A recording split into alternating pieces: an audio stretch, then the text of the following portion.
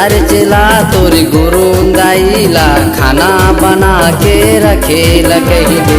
जार चला तोर गुरु दाइला खाना बना के रखे लकहिबे। इति ओते झन करही वहाँ, इति ओते झन करही वहाँ, गुरु ददाला आवत कहिबे। जार चला तोर गुरु दाइला खाना बना के रखे लकहिबे। जार चला तोर गुरु दाइला खाना बना के रखे लकहिबे।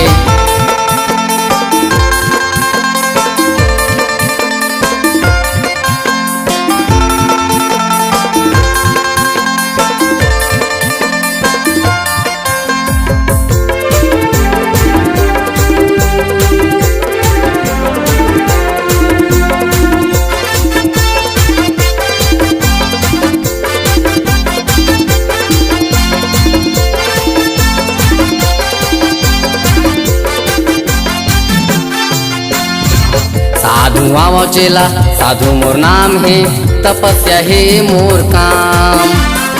साधु आवो चेला साधु मोर नाम है, तपस्या है मोर काम।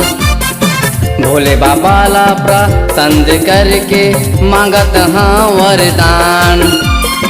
भोले बाबा ला प्रसन्न करके मांगत हाँ वरदान। ज्ञान के बात बतावा तो चेला, ज्ञान के बात बतावा तो चेला, गुरु ददाला पहली सुमर पे। जार चला मोरे आशीर्वाद है, घोटुर कुंडला रोशन करबे।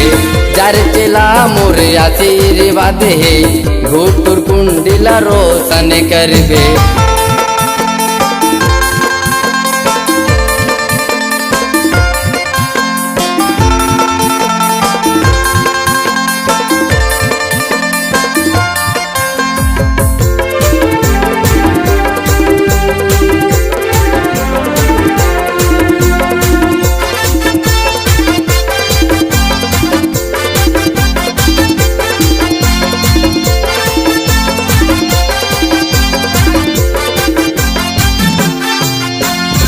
आनी बानी के गीत बनाबे, MS मते हगाबे। आनी बानी के गीत बनाबे, MS मते हगाबे।